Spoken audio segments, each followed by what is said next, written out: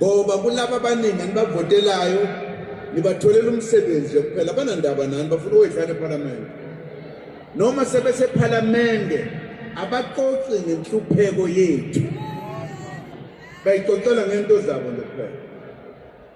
engiye ngibuze bekusho kuphela kaze ngibuze okunye kunje kuphakama umuntu athi bayibathini konje point of order lisiza ngani order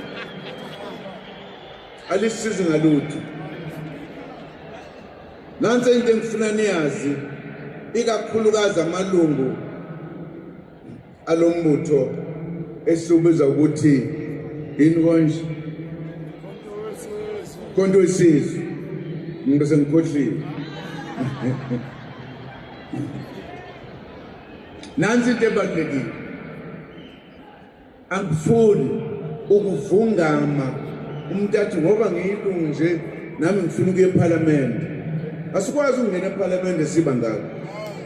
ayikho lona siningi izinto esizozenza ngaphandle kwaseParliament zokusiza abantu bakithi